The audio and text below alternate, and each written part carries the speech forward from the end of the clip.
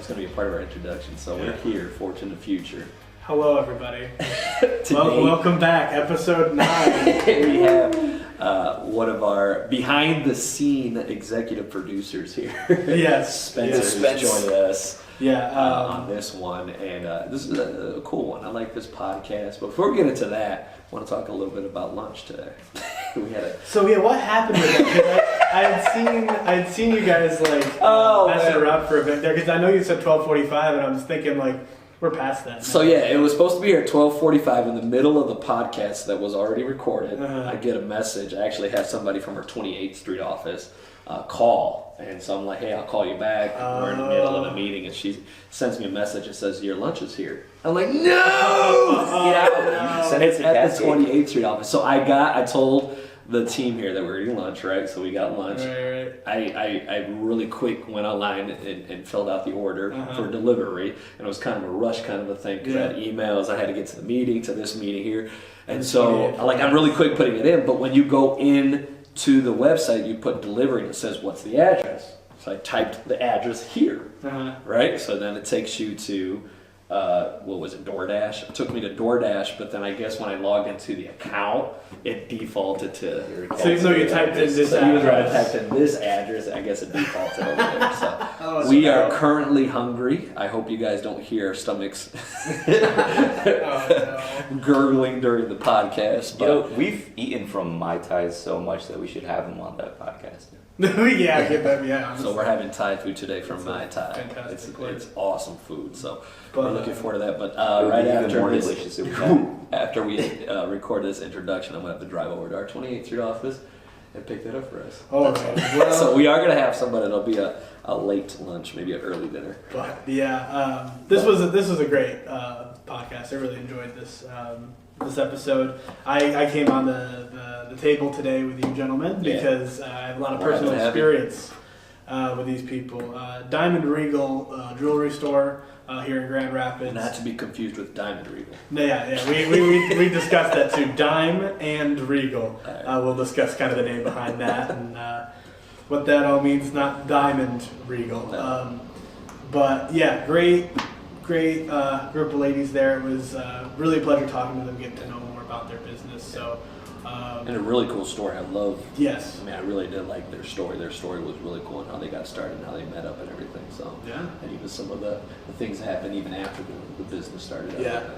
So real cool story. Lots of cool things to hear from these guys. So hope you guys enjoy the episode and just enjoy. Make sure you share, all that stuff too. Subscribe. Forging the future. All the bells, all the whistles, whatever you got to do. Get us out there. That's if you like us. If you don't like us, then don't do anything. Buzz off. Yeah, it's not for you. All right, let's get into it, guys. Forging the future. Thank you very much. Alrighty. Well, I think we get right into it. We'll just do the intro later. Sure. But anyway, quick introduction to us, real quick though. Yes, this is. Hello. My name is Will. Hi. I'm Spencer. I'm the one who was emailing with you earlier. Okay. But yeah, nice to meet you guys. Sorry for the technical delay here. No worries. But we just had questions to go over, just to learn a little bit more about you guys' business. I guess to start, tell us a little bit about yourselves and what's your background, what kind of guy you are. I'll let you start. I guess I don't really know what you guys want to know, but we're both co-owners. Yeah, my name is Courtney. I'm Samantha. Yeah, we're both co-owners of Dime and Regal here. I guess, is there anything in particular you guys want to know about our background, or just anything? I'm always interested in the background. I'm always interested in knowing how you get into this, but from that background. So for example, I don't know, you were a kid and one day you ran into a box somewhere in an attic and a bunch of jewelry fell out.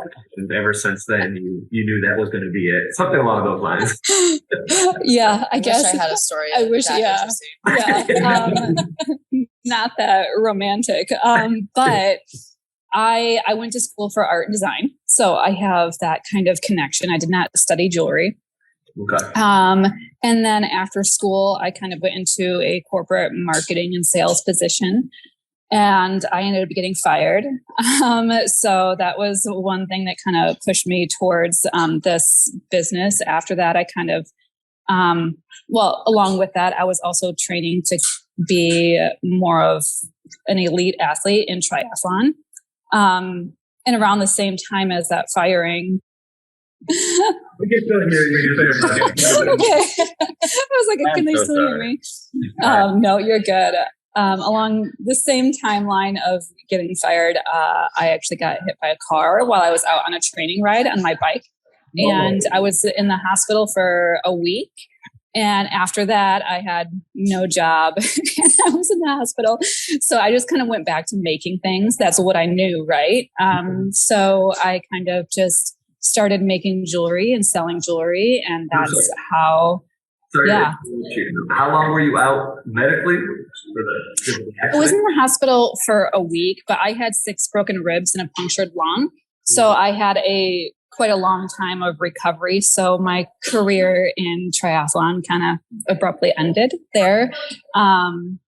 So yeah, I just went back to making things. And in that time I met Samantha, and she has a different background. Also kind of non-linear, but yeah. Yeah. So my background, I originally went to school to be a physician, and I had always, loved the arts, and that was my passion. And so instead of going to med school, I went to New York City to be a starving artist, and ended up working for a jeweler there who kind of was my introduction into the jewelry industry in general.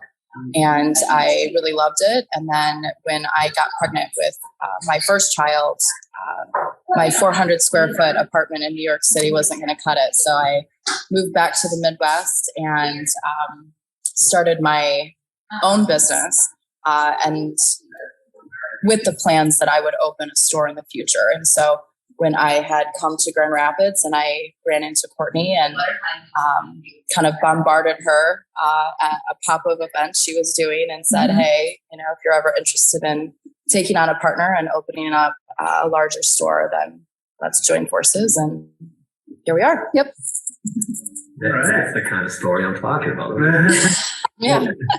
Well, I think for the first 2 years you weren't with Samantha, how were you able to handle that? Or what adversities did you face doing it on your own? Finances, definitely probably the number one obstacle that I was struggling with, because as you remember, I had started without a job. So I funded everything just as it was growing. So as sales would come in, I would kind of develop this very small storefront that I had. I was in a live work space, so I was living behind the small storefront. And so it grew very, very slowly because finances were limited. Then when I met Samantha and partnered, we still didn't have a lot of finances to begin with either. So we still kind of continued that kind of elbow grease, hard work ethic, doing everything ourselves, even when we moved the store from South Division to Wealthy Street in 2017. I came in with a whole $5,000 to get this place started. It was awesome. Yep. So that was, that's probably the number one obstacle, I guess, that I know that was holding me back, in the first 2 years working on my own. But still that lingered when Samantha came on as well.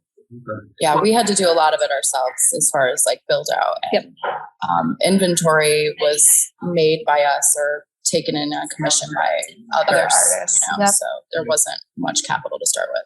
So you started being the only one making inventory then? Sorry, say that again. You kind of cut out. So you started as the main people making the inventory then, correct? Yes. Yeah. Yep. And so now, and we still do. Right. Yeah. But nowadays I see when I'm in the store on your website, There is, a lot of pictures and stuff of local artists and their bios and different things. How did you go about building up that kind of network of people you can kind of trust with your brand?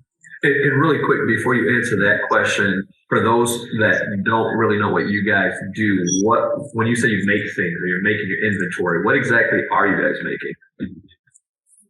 Yeah, so we fabricate jewelry. We make everyday fashion jewelry as well as higher end fine jewelry. So when we talk about making, we are fabricating by hand or doing CAD work and casting jewelry designs, jewelry pieces, rings, necklaces, bracelets. We each own separate businesses underneath Dime and Regal. So if you've been on our website and you've seen the label Sable and Company, that would be Courtney's business.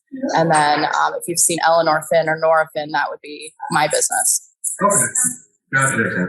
So then, when it came to building out this network, because something that interests me with that is my wife and I have been in your store quite a bit. That's where my band's from. Her band. Oh, good. Custom made there. Yep. And then since then we've been back a lot.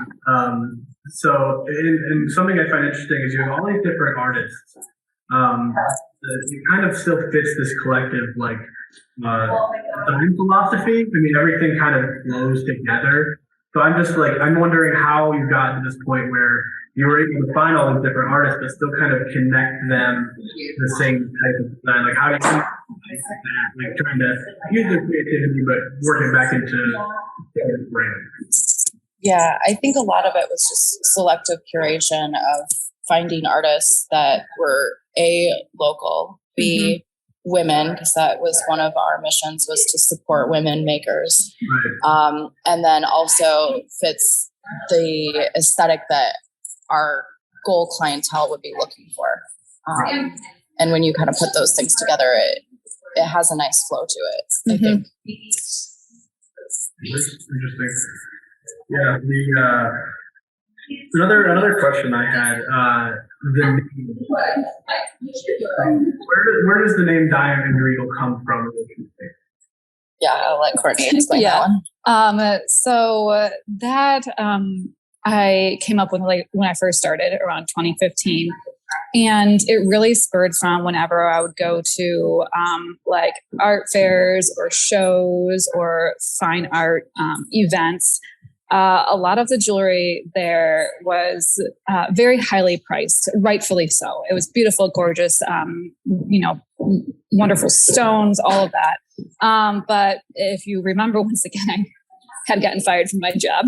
And so I was trying to find stuff that I could afford, and I wasn't able to ever shop or support the artist, right? And I really wanted to. I wanted to buy something under $50, and everything was hundreds of dollars at these shows. Once again, rightfully so. But I found that there was kind of a hole in that market where you have everyday affordable jewelry for people to buy and support artists that is under that $50 mark, right? And so I wanted to have a store that could offer both of those services, where you have the affordable everyday jewelry that is still high quality, but then also the higher fine end jewelry. So we have the Dime and the Regal. So that's kind of the origin of that name. Right, I like it. Right. We had a theory. Yeah. Well, okay. So this has happened to me commonly when telling people about your store. If you say the name Dime and Regal fast enough, yeah, Diamond. Yes. Was that? It's also a play on words. Yes. Was that intentional though? Did you know that going into it? No, I think it was a happy accident. I actually don't know the moment I came up with the words Dime and Regal. But it kind of just organically flowed together, and it worked, and it stuck, and that's what it embodies. So yes, Dime and Regal, Dime and Regal, play on words, but it still has the meaning of those two things as well. Or take the credit you're using. So, Courtney, I kind of want to go back to your history. So, initially you had stated you weren't really into jewelry. you said that you went back to creating things. What do you Yes. mean by that? What things back to creating? Yeah, so I went to school for art and design. So I had many years of just making things. I studied more contemporary art. So I was doing more like painting, installation, things in that realm, like gallery, fine art. But when I got hit by the car and then I got fired from my job, and I knew I needed to pay the bills. So I had to make saleable items, right? And so jewelry is one of those things in the art world that is saleable. People are willing to spend not just money, but quite a lot of money on jewelry, right?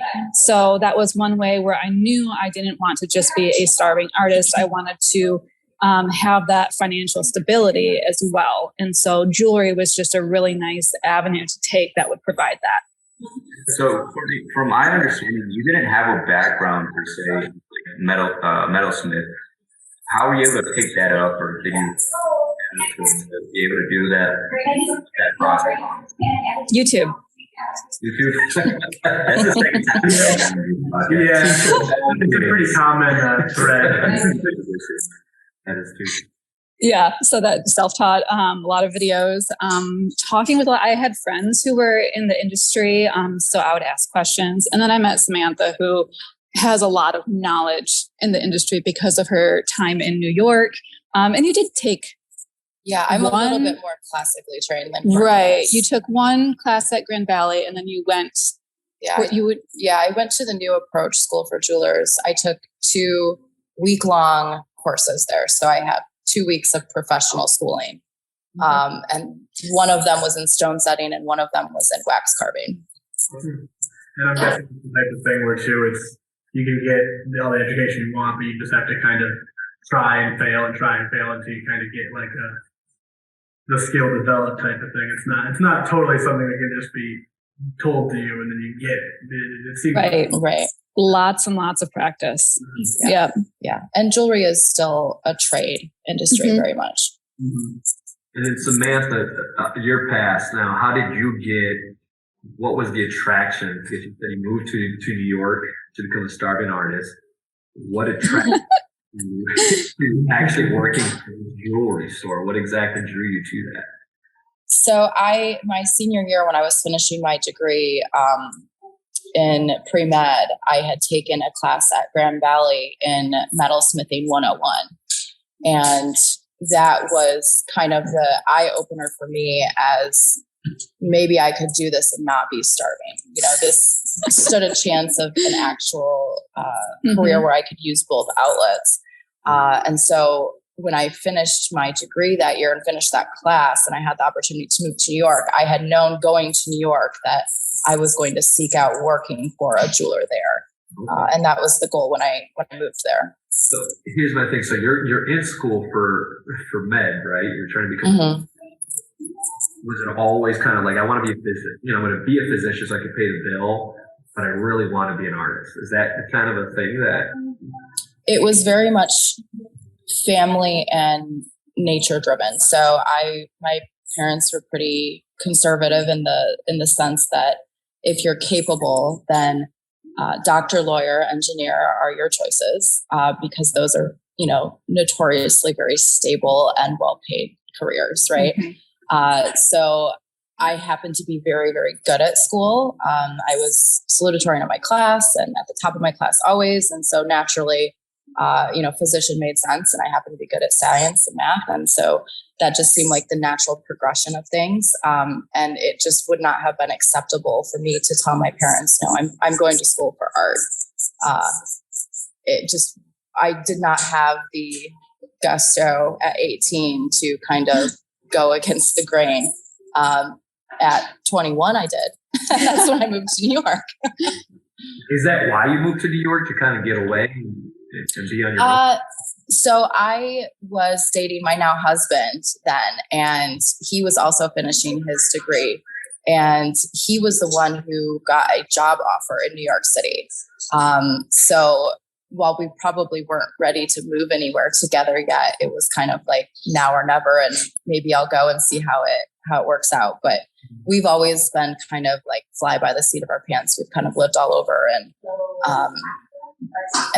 back then we were young and didn't have kids, and it was easy to move around. And why not move to New York City with $2,000 and see what happens? Yeah, sometimes you just gotta take the dive. I mean, you never know where it's gonna end up. I mean, I don't think you could have predicted where you're at here and just to another, and that's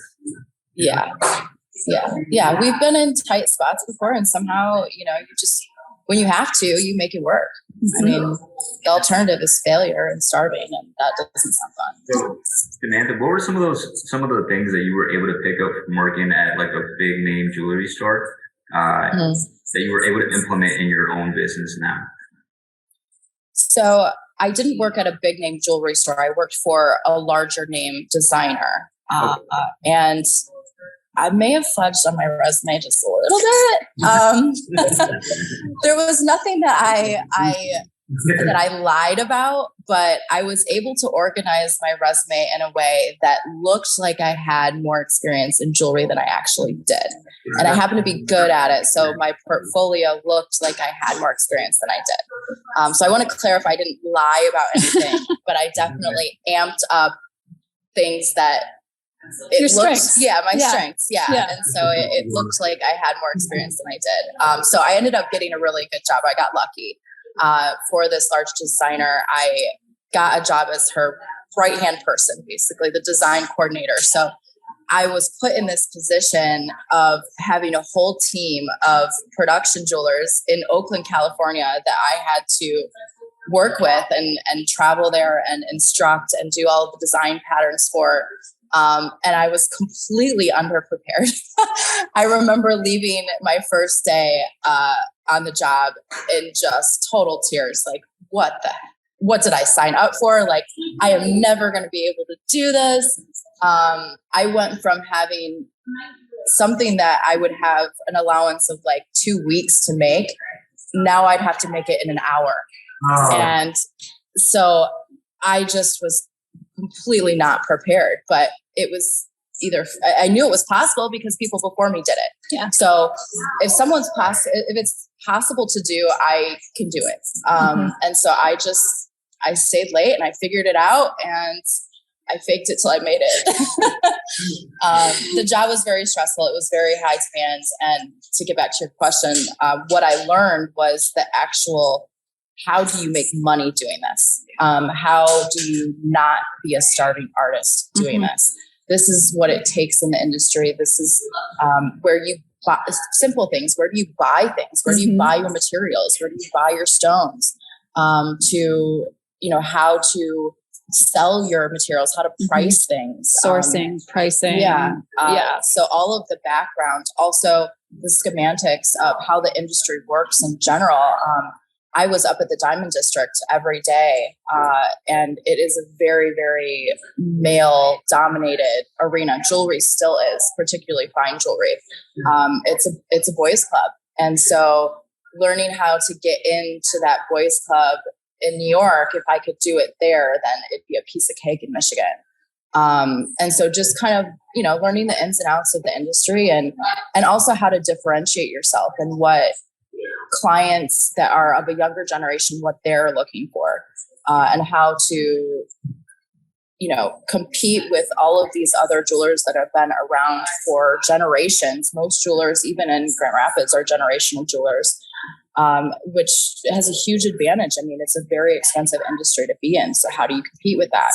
And coming to it in a way of doing something different that the younger generations aren't able to find at these other jewelers is the approach that we took. Yes. And I learned a lot of that background from being in New York. So is there a lot of competition in Michigan, or what does that look like? Before you answer that question, I have to say this. Your story is so fantastic. You guys make it sound like it's a boring story, but I could see this being like a Netflix original series. I'm not joking. Gosh. I really can see. Now you're just blowing. Episode 1, Courtney's on her bike. She gets in an accident. She has no idea. Yeah. Yeah, Yeah. she's kind of forced into becoming a physician and figure out her whole life. And I could see this being, and then at the end of the season, they finally meet up and they start their jewelry. And you go to see your new business. So It's very poetic. Yeah, it is poetic. It is poetic. I really like the story. So I just wanted to say that. Yeah, thanks. What was your question? So what does competition in Michigan look like? I mean, I know you're not necessarily in the Diamond District in New York, but you still have to compete with other companies who are selling online. So that competition is still there. So what does competition look like in Michigan, and what does it look like online? Yeah, good. Well, I think we can reference what Samantha said just a little bit ago. We have these generational stores that have been here for 30, 50 years. 100 years. 100 years, So that's really probably the biggest thing that we're competing against is those really well-known names that West Michigan has been seeing and hearing for, a century. And maybe Spencer, you kind of attribute this, like, having been with us, I would hope that you'd be rather loyal, right? And, if people ask you, oh, where did you get your rings? Like you would likely say that, and hopefully if you had a good experience, of course. And then anytime you're, referring things, or if you have children and you would refer them, people tend to be very loyal to their jeweler. Yes. And so they come to them for everything. And that's kind of, what we're looking to do. But a lot of these generational jewelers already have like a stronghold on a lot of these families and people that have been in Grand Rapids for a long time. So a lot of our clients tend to be new transplants. Yes. But we are getting a lot of business from the generational jewelers who are not able to accommodate their needs. So being a generational jeweler, it's kind of a double-edged sword because you are so stuck in the traditional jewelry style that now we are finding that's not necessarily what younger generations are looking for. And so when people are shopping for their rings and they just see traditional jewelry and they're like, that's not what I want, then we are able to kind of swoop in and offer something a little more alternative or a little more custom or just a little more unique. And that's really where our hotspot is. And that's where we sit. Yeah. I would say, even as Gen X, like younger Gen X is about where we start. And then of course, millennial, and we're starting to see more Gen Z as well. Yes. Yeah. Myself, I'm Gen Z. And Rachel, my wife Rachel, when we were originally looking for the engagement ring itself, we were kind of shopping together to figure out what she wanted. We ended up going to a different local jeweler, me and you guys at the time, and she loved it. We fell in love with it, but then when it came to finding a wedding band that worked with it, it kind of that made a wedding band difficult to work with because flush, she didn't want to. So we were looking around, shopping and like, hey, this was the store, and I was like, to be honest, I was skeptical, thinking like here's this local place, and it's probably gonna be an arm and a leg. Goes back to what you were saying before. It's everything very fake. I was very surprised, and everything was so accessible. We've been shopping around some of the ones in like the mall and some of these other places where it's like everything felt like you're talking to someone in a studio, you're talking to someone who's has all these experience, and they almost feel like they're talking down to you. Yeah.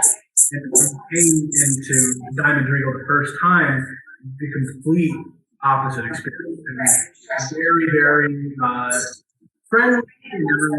We weren't even sure about doing the custom design there yet, but we got talking to somebody there and had us fill some stuff out. We got talking more and more, and once we got back in the car and we're heading home, Rachel turned to me and was like, "Yeah, this is. I think this is definitely the direction to go." And we got the band and my band as well from you guys, and we couldn't be happier with what we got. And we've been back quite a bit. My parents have gone there. My mom got one of the infinity bracelets there. Nice. It's been easy to refer you. My sister shops with you guys a lot now. It's been so easy to recommend and refer people when the jewelry's quality. Most of it, there's higher end pieces, but there's so much of it that is affordable for even a college kid. And there's in the service, nothing but fantastic. Yeah, that's great to hear. That's really great to hear. Yeah. Everyone has been very inviting. We've been remembered and recognized multiple times. It's been it's a wonderful experience, which is why I was so excited to get you guys on today, because I just had a really great personal experience with your store. So yeah, I can definitely attribute to that you guys do a great job of building loyalty, because you've definitely built a very loyal customer out of my life. Oh, well, good. Yeah, that's so good to hear. Yeah. And I think, kind of like you said, a lot of other places, it is quite an intimidating experience. And we work very hard to not do that. And on a more, personal level, kind of what we do best is figuring out what the client's needs are and meeting them where they're at.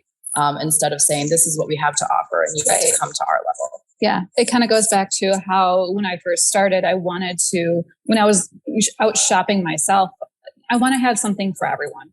I want every single person who walks in the door to feel comfortable, to feel, kind of special, and they're looking for something. So let's be that, right? Whatever it is, whoever they are, whatever they're looking for. Yeah. And I think a lot of people, particularly now, shop for an experience. And even if you are buying your wedding bands, like you said, coming in just to kind of explore that, like you attribute that experience to what you're buying. And that's important. And like you mentioned, the infinity bracelets, we call them eternity bracelets. That is an experience. You come with a best friend. And for people that don't know what this is, it's the permanent jewelry. It's been very trendy. It's essentially bracelets, anklets that do not have a clasp, and it's soldered directly on without a clasp. And so that is an experience that you would come in, whether it's with your spouse, partner, wife, daughter, best friends, whatever. People come together to do it. And then you have this memory of this jewelry that is very high quality. We only do solid golds. We do have some competitors now, but as far as I'm aware, we're the only one doing jewelry that is actually meant to be permanent. It's not going to deteriorate. It's a higher quality. And then they come in together, and then they are able to wear it and look down at it every day and remember this experience that they had with their friend or their mom or whatever. Yeah, for sure. And it's so easy when people see Regal's buddy band and stuff. It is nice to have that story to tell us. Such a pleasant one. Oh, we shot through. It's like, it was such a pain to get this back, and then it's a really nice positive story to go along with that. Right. Yeah. So I'd be interested in buying your store and becoming a screenwriter and stuff. Just joking. I do want to hear a little bit more about the failures. I'm interested in that, Courtney, with you. You guys, where did you meet again? I'm sorry. So when I first started, I would go to a lot of shows or pop-ups, and I actually was popping up at the downtown market. I would do that every weekend, even though I had that small storefront on South Division. We didn't have a lot of foot traffic there. So I would do a lot of grassroots efforts to try to get more awareness about what I was doing with jewelry. So I would go to the downtown market here in Grand Rapids every weekend, and I would pop up with a little table and the small amount of jewelry that I had. And one day, this crazy woman ran up to me and started asking me all of these questions about, like, how much do you pay in rent here? Do you get a lot of foot traffic? Is it successful? Hi, my name is Samantha. I have no shame. So that's how we met. I forced myself on her. Yeah, pretty much. Yep. So, and then I think I waited. I actually don't know how long. It was a little while after that, after she kind of proposed, like, I'm also a jeweler. if you're ready sometime in the future, if you're looking at a larger storefront, she'd be interested. So I feel like I was not pregnant when I first approached you. No, and then you were pregnant. Yeah. I was like 7 months pregnant when we started this adventure together, and I was in labor when we got the keys to this building. Yep. I was on the phone for probably 2 hours of my labor, working out details of the lease and keys and all of that. Yep. So before you guys, that fateful meeting between you two, what exactly were the failures that were leading up to that event? What stories stick out to you? That's a good question. It's going to be hard to because, be honest, we haven't had a lot of huge failures. And while we've had them and they've been mistakes in the business as far as purchasing mistakes or mistakes with structure, or we've had a lot of learning experiences. Yeah, so absolutely. Maybe those are failures that we took. But it's been more the tragedy type things that have taken precedence over failures and forced us not to fail. Right. COVID obviously happened to everybody, but we had a fire last year. Wait, what? All of those easily could have been. Were you had a fire last year? Yeah, I totally. Yeah. Well, we didn't have a fire. I wrote it down because I hadn't put it in the questions before, and then I was thinking about it as you were talking about Healthy Street and all that. I remembered that time because the one time we were going to come and check on the band, and it was at I forgot the name of the other place that you were kind of like posted up in with. Sable Candle, which, by the way, Courtney owns. Oh, okay. I was wondering if that was just like a mutual beneficial type thing, but that makes sense. But, So that worked out. But I guess before maybe your Netflix original series. Sorry, interrupting about this. So season 1 with Season 1. I am waiting for the Netflix series with the fire. Yeah. Season 2 and with the fire. Yeah. Go ahead. I'm sorry. Yeah. So the fire was in the building next to us, adjacent to us, Tatum Bookbinding. It was a horrible thing. The building was set on fire, and we were getting calls in the middle of the night, and I slept right through it. Then I get a panic from my husband. Courtney called me, and your building might be on fire, and like, oh my God. So I ran down here at 8:00 in the morning, and Courtney and I watched the building next to us burn and hoped that our building was okay. And we watched them put out the rest of the fire, and then they brought in excavators to take down the exterior brick walls. And luckily that building had brick firewalls. Otherwise this whole block would have been obliterated. Yep. But when they took down that brick firewall, which was a lot taller than our building, they knocked it over right on top of us, which crushed our entire east side of our building. And the fire department basically came in and said, you guys need to get everything out of here immediately. So the community was very, very helpful, Winchester and Donkey, and they sent over workers to come help us. And we quite literally hand carried every item that we had in here that was removable and brought it over to Sable Candle, a block over. And luckily, as I said, Courtney owns Sable Candle, and we were able to share that space instead of just close, because that would have been the alternative, was to just close during that time. And what they told us was going to be about 3 months ended up being more like 8 months of being out of our building. But it had to be completely gutted. Everything from the flooring, the ceiling, the drywall, everything was completely gutted. Yep. So we lost all of our murals, and there was so much.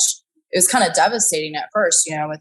It wasn't a fire, but it felt like it, because everything was completely demolished, and we had put so much time and energy into curating that space and the murals that we couldn't take with us, and that was just all destroyed. So that was painful. There were a lot of tears for that. And what was interesting about it is afterwards, one of the news stations had come out and did a live interview, and there was radio silence when she asked us this question of like, did you ever consider just closing? And Courtney and I both looked at each other and we're like, that was an option. We could have done that. Like, and so I think that does like speak to how we look at possible failures or things. Like it's more of an opportunity than a failure, right? Like you've got to look at what you're going to do after that. Instead of just, I think it's a mindset. You know, Courtney and I did not come from a place where we have a huge safety net or like a fallback. Like this is it. Like this has to work. You keep going. And if what you're doing isn't working, then you pivot and you do something different until it does work. Yeah. The failure part of it or the giving up part of it just was never an option. And I don't think either of us look at that as a possibility. Right. You know, so it wasn't ever anything we considered. Yeah.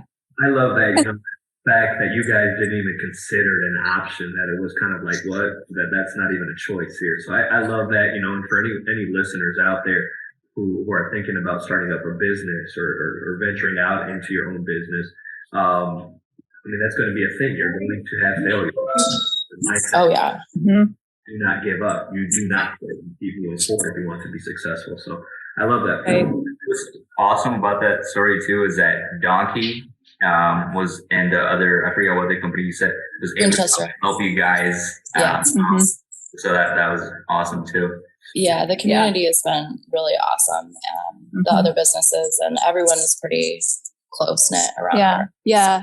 Both Donkey and Winchester sent over their staff that they had for that day to help us move all of our cases and everything down to Sable Campbell.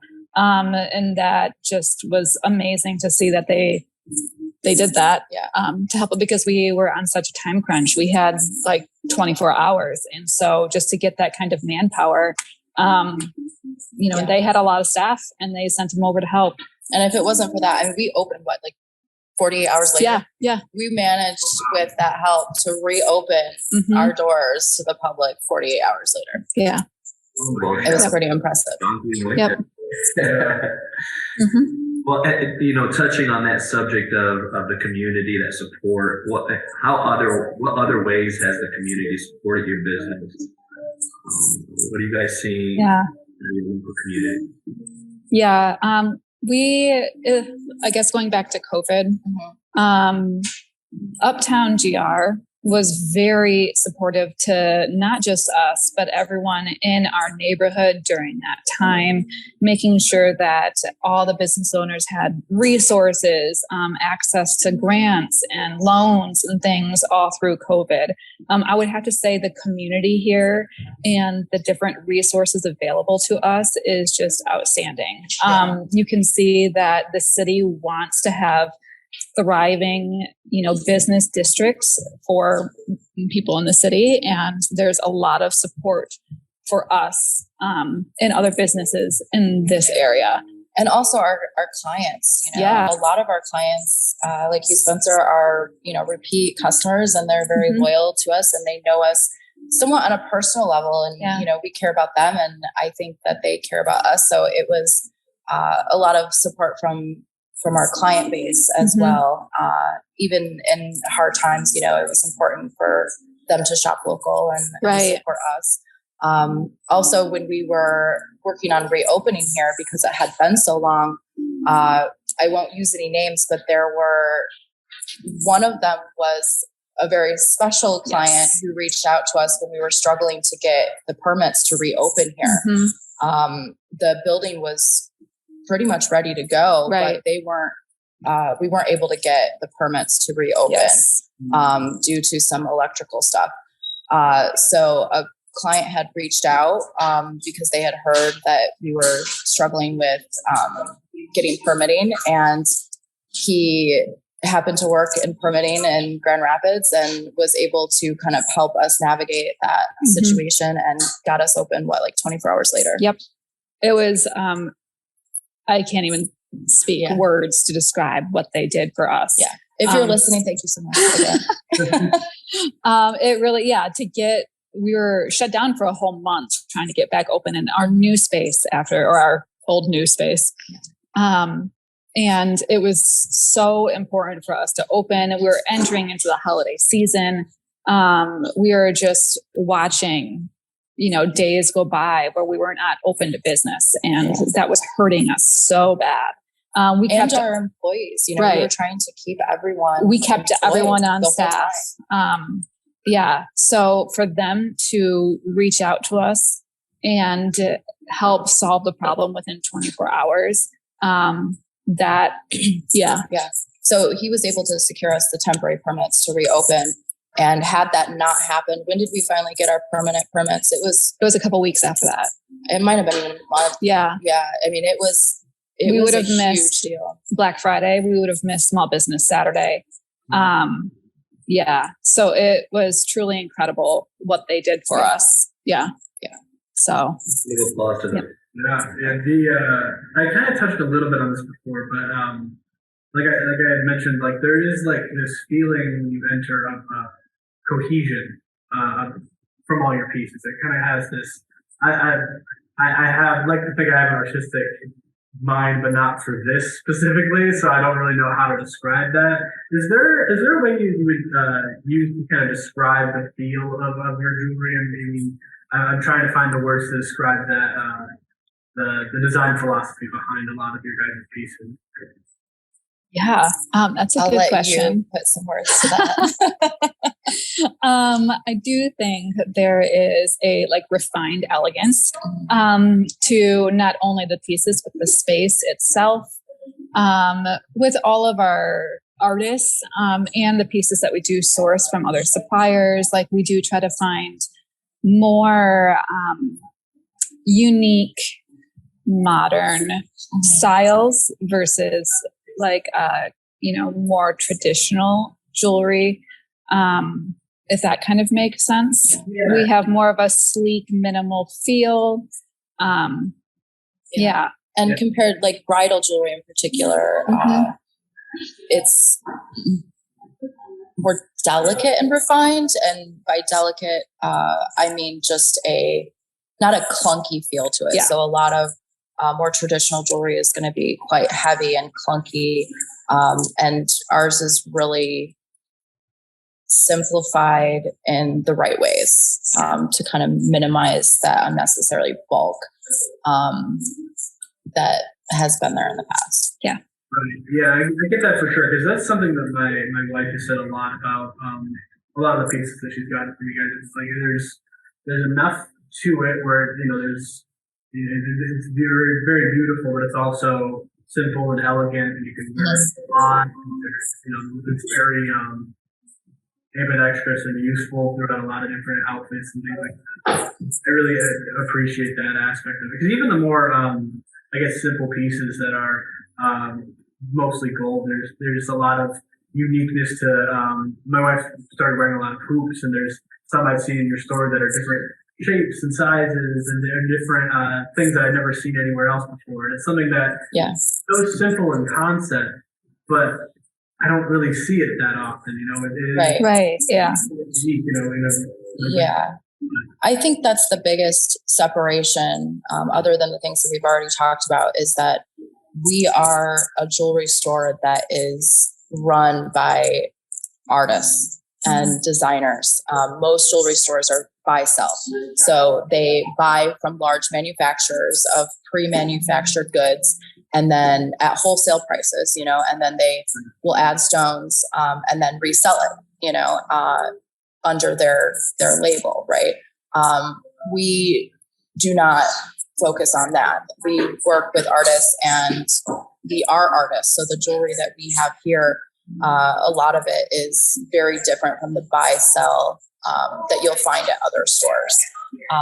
Not just in the custom, but everything that we have on the floor was designed by an artist instead of, a large manufacturer, and 14,000 of them have been made before, Right. No, exactly. Is there a sort of like recruitment process or something that you look for specifically in the creatives or the artists that you work with? Yeah. Like we if they were to work with you guys, like what would you be looking for? Yeah, the artists that we do have, we've known, or somehow known through another artist that we have, let's say. The first thing we're looking at is aesthetic, style, design. How is that artist working? That's probably the number one we thing we look for. And then skill, is everything made in, are they high quality pieces?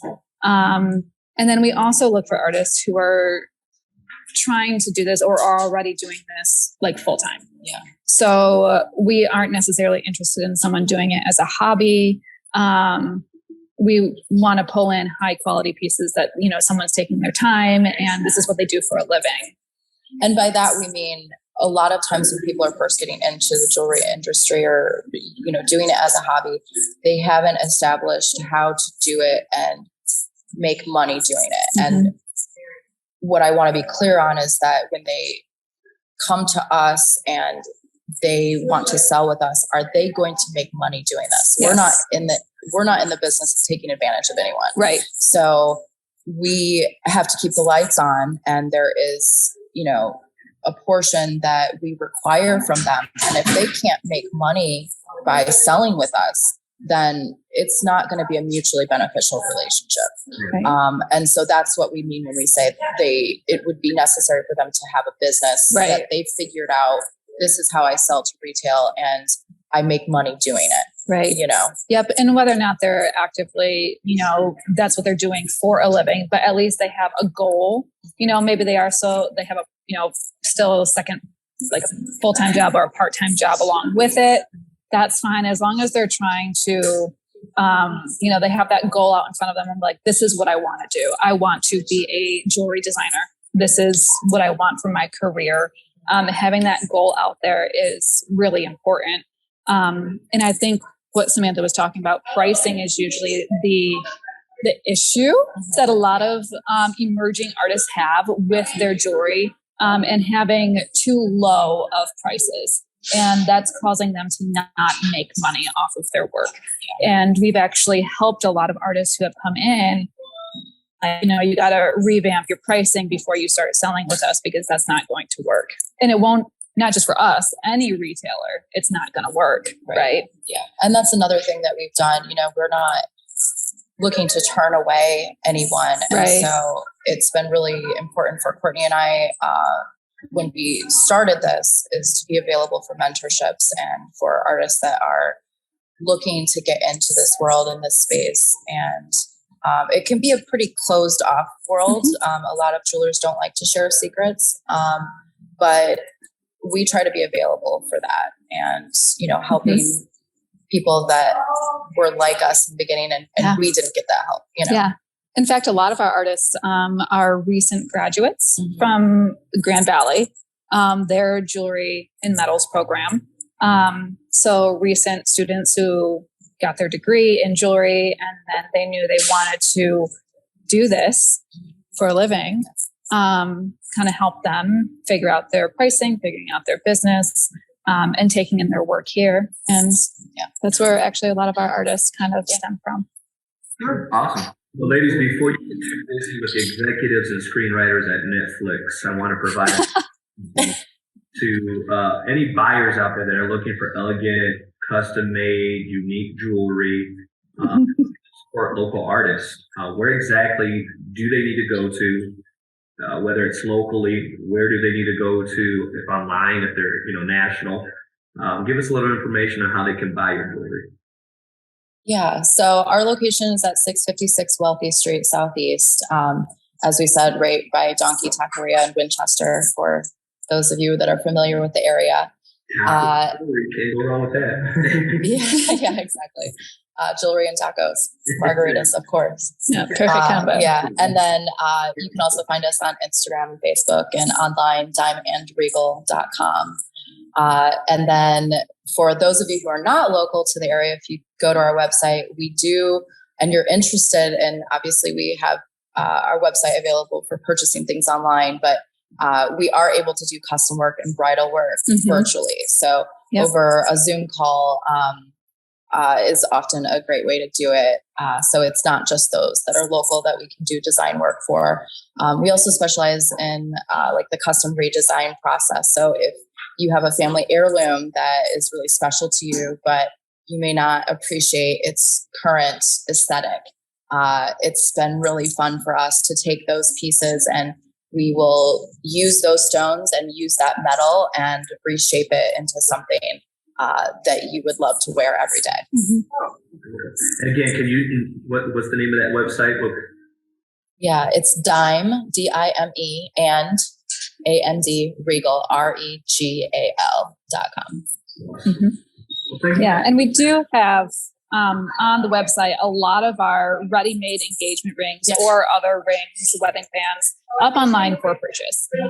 So if you are not local, you can order things just like any other online engagement ring seller. You can order those rings right from our website. And if you are interested in the eternity bracelets, we are launching the traveling eternity bracelets soon. Yeah. So we will be doing like pop-ups and available for parties, private parties and that kind of thing. So we can travel to you very soon. Oh, wow.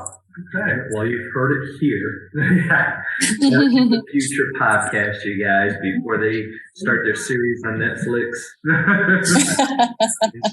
Thank you so much for meeting with us. It was really a pleasure to get to know you guys and hear about your business. But we really, really appreciate it. Yeah, thank you so much. We appreciate you having us. Yeah, thank you for being a loyal customer, of course, and for having us. Yeah, of course. Well, you guys have a great rest of your day, okay? Thank you. Yeah, you too. Thanks. Thanks. You. Bye-bye. Bye-bye.